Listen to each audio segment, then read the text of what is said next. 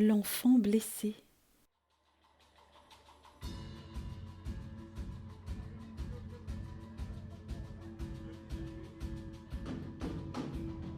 Ils veulent déposséder l'enfant de son développement naturel, le monétiser sur le marché des séductions mortuaires. Tous ces croque-morts, derrière leurs masques, qui sont leurs visages réels, l'indistinction est leur culte suprême. Tout le mouvement de l'être dans le déroulé naturel de la vie leur est oppression inacceptable qu'il faut renverser. Il s'agit de le polluer dans des médiations toujours plus criminelles. Veulent et vils, ils perpétuent leurs plans machiavéliques et se nourrissent de la souffrance de l'enfant. Tous ces diables déguisés derrière leur communication trompeuse, qui est faite de séduction, la déviance et leur déification glorieuse, tout le mouvement du vivant dans le déroulé logique du Créateur leur est étranglement insupportable qu'il faut défaire.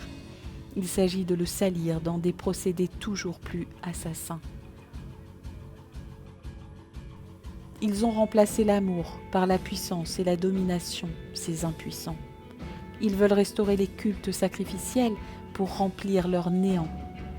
L'union doit laisser place à l'atomisation des sexes et l'enfant est là, piégé par la soumission de ses parents, pollué, empoisonné, diminué par la laïcité vampire, la République Babylone, la démocratie ramassie de bonne conscience démoniaque. Publicité orwellienne de la conscience malheureuse, fuite en avant de l'inanité vaniteuse.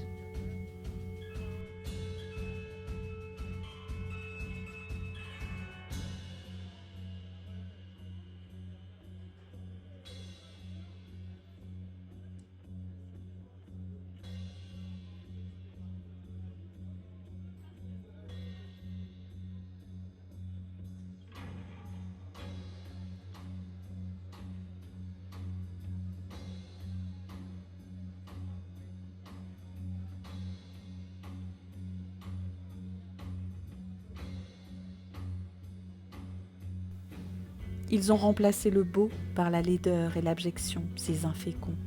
Ils veulent revigorer l'idole mystérieuse de Baphomet pour propager leur ombre.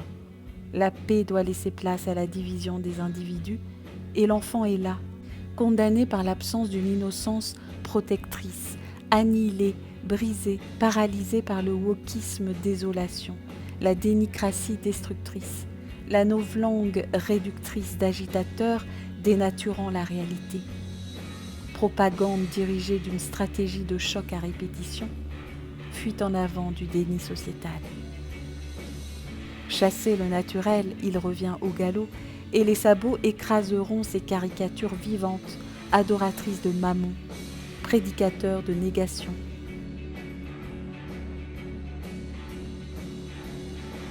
L'enfant retrouvera son insouciance, l'enfant retrouvera ses jeux, ses danses, l'enfant retrouvera ses passions et ses initiations qui lui permettront de devenir un adulte en résistance, en insurrection, en exaltation.